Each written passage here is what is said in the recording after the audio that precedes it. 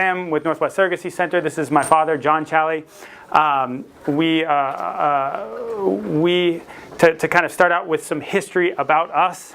My father, John, started practicing adoption law, one of the people in the Pacific Northwest who spearheaded the effort towards open adoption 40 years ago, started working with gay families about 36 years ago. We are one of the oldest and more well-established surrogacy agencies in the country. So they started the agency with John and my stepmom, Sandy Hodson, also an adoption and IVF attorney, things like egg donor contracts and the like, now 24 years ago. We had, a lot has changed since the 90s. This last year we had 157 babies born through our program.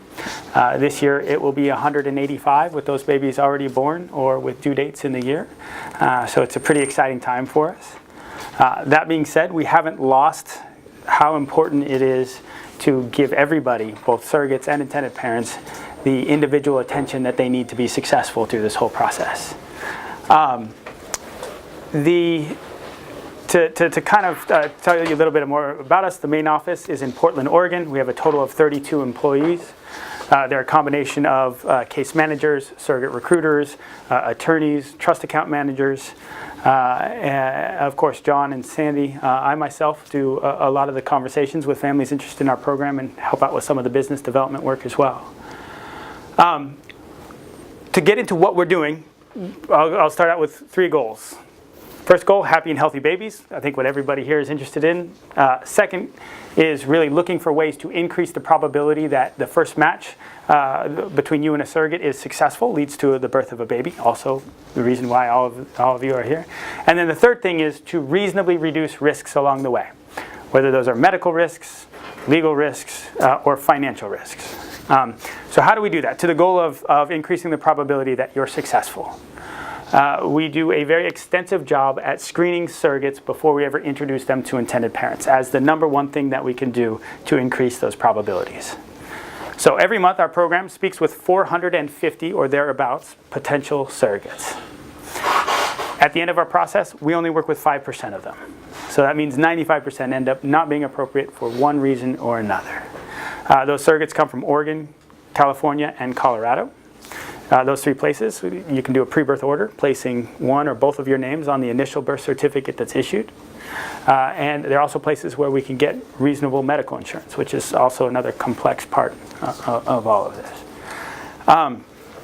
As far as that screening is concerned, what does that do? To talk a little bit about it, we do start with an initial set of interviews with both the surrogate and our partner as well. We try to get them to come together with their child. All of the surrogates, of course, will have had at least one healthy pregnancy and birth. We want to see how people interact. Does the surrogate have good social support? If she doesn't have a partner, that's perfectly fine. But does she have somebody, friends and family that are around and can help her? A criminal and civil background check on the surrogate, her partner, any adult that lives in the household with her, and any previous partners with whom she has children. We do those checks wherever reasonably possible. Obviously, we're concerned about crime, but also indications of instability. So did the surrogate just file for divorce or bankruptcy, or is there something else going on that would just indicate now is not a good time? We collect the medical records from the surrogate's previous pregnancies and births. We review those records ourselves, and then we also organize them and send them to one of 2 very good fertility clinics for them to review ahead of time as well. We're very good lawyers. We've got a wonderful surrogacy program, but we're not doctors, and we leave those professional opinions from a medical perspective of who's appropriate for the program and who's not up to the teams at the fertility clinics. They really are the experts there, and we depend on them for that. Psychological evaluation on the surrogate and her partner as well, looking both into motivational factors, why do they want to become a surrogate, and also emotional stability, which is important for surrogates and for each one of you as well, as far as what can be a stressful process. We're reviewing the surrogate's insurance situation, access to appropriate transportation, history of drugs and alcohol use and abuse, age restrictions, BMI. I mean, there's lots of other smaller things.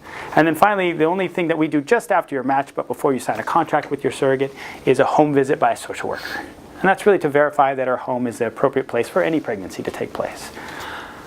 So through that process is really how we go from that 450 to more or less 21, 22 surrogates a month. And what it does for you, again, increases that probability that you're going to be successful with that particular surrogate. One thing that I want to point out is that it's not perfect. And none of this is perfect in the sense that, as you're learning today, it's a very human process and therefore, not 100% predictable.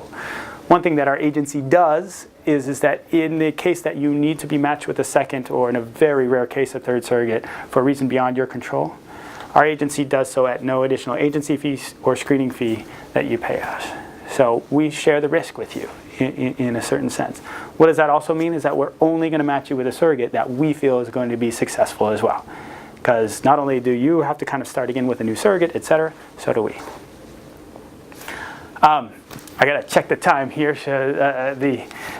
So I'm technically out of time, I think, but I think I have till 4:10. Yeah, 4:10. 4:10. Okay. So, other thing I want to talk with you about, and when we're getting into kind of the financial risk side, is how does Northwest Surrogacy Center manage insurance? Because from kind of one of the areas here that does put you at risk is those costs, and healthcare costs is a problem for everybody. So a couple of things that are unique in how we manage this is, first of all, we evaluate surrogate policies as they come into our program for what I would call surrogacy friendliness. What that means to us is two things. One, that it has no restrictions, or I should say prohibitions, in the language of the policy for its use with a surrogate. Number two, that it comes from a company who has a history of compensating for surrogate pregnancies and births. If the surrogate does not have such a policy, we assist her in getting one, which is the case in about 80% of circumstances. Now, furthermore, all you know that we're in open enrollment period, which kind of varies from state to state as far as timing. But another area that makes our agency unique is that at the end of open enrollment last year, we purchased 185 insurance policies or thereabouts for surrogates who were in our screening process and that we felt had a high probability of making it through. And we did that so when they completed their screening process and were matched with a family, that family and surrogate wouldn't have to wait until November, until now, in order to get effective medical insurance. So there are parts of this that can just make it more smooth for you and your surrogate, instead of, okay, great, you're matched in February or March, but do you move forward with that surrogate without insurance, or do you wait till November? And neither of those things are ideal. That allows us to cover most of the year as far as insurance. We're less concerned as we get later in the year as far as the insurance that the surrogate has. Questions about that for me? Yeah. If there, God forbid, something happens, so generally those costs incurred for like the NICU, is that under the surrogate mother's policy, or is it under generally the... So in our program, and the advantage for all of you who live here in the U.S., and assuming you have health insurance, which I'm going to make that assumption, you're on a very well-worn path, in the sense that your baby is your baby, just like when I had my baby. Especially your name is going to be on that birth certificate if it's already not. You call up your insurance company, you tell them you had a baby, and there you go. You're just like anybody else. Now, you have a consideration for what's in network and what's out of network, which is a consideration that you can do some things about as far as what insurance policy you kind of get when you know where your surrogate's likely to give birth.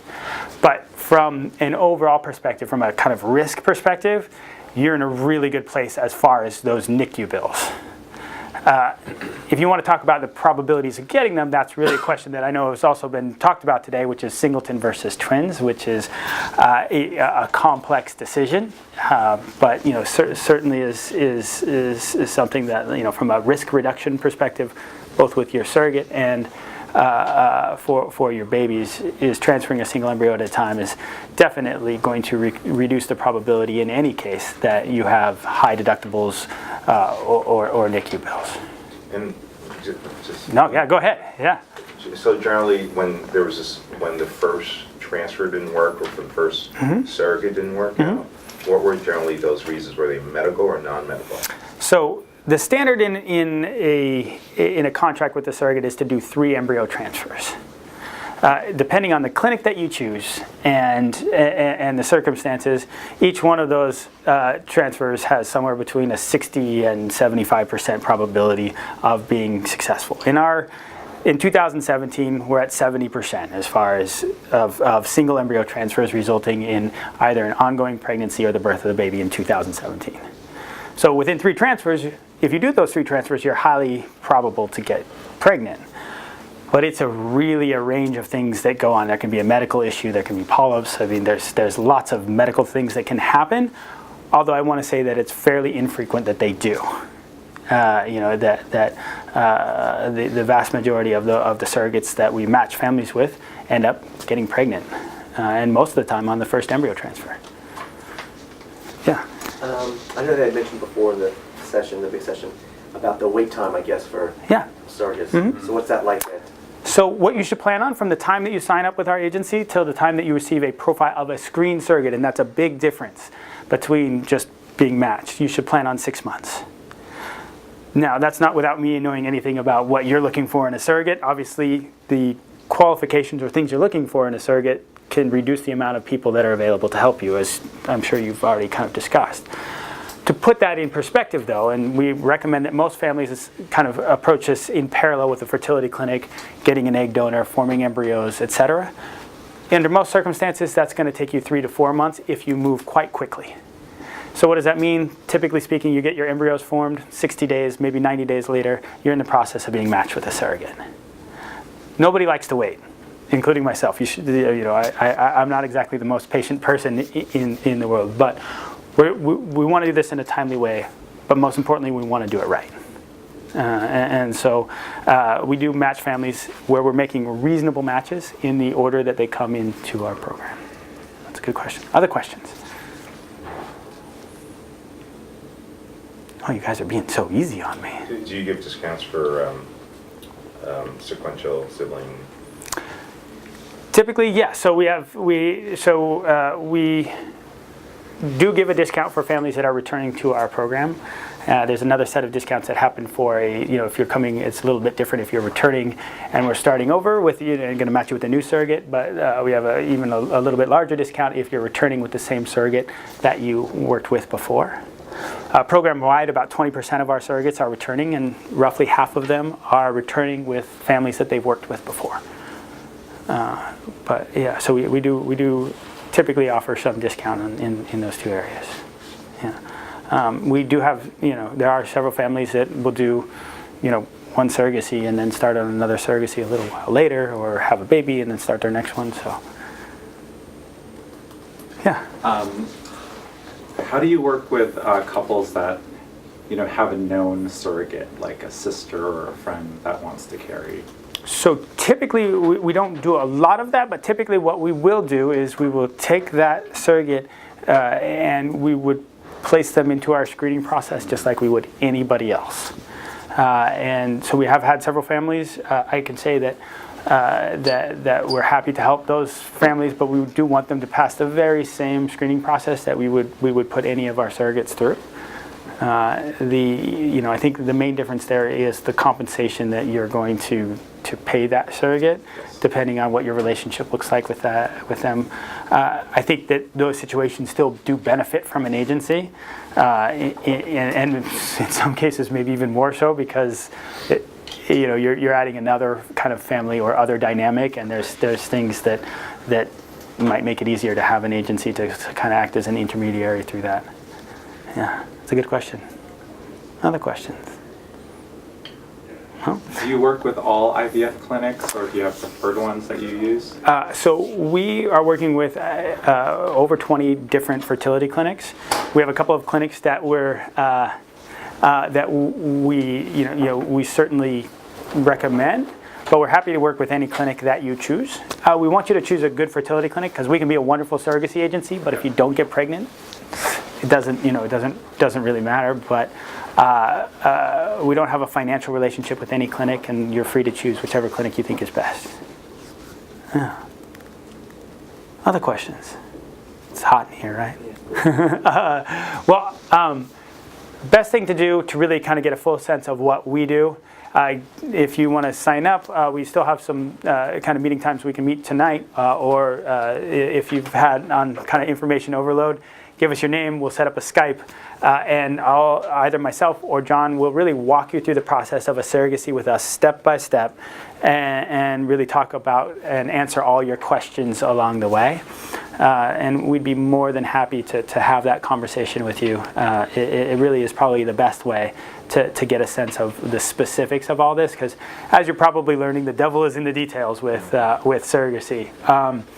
So we would love to talk with you. I want to thank you for coming, and appreciate your time.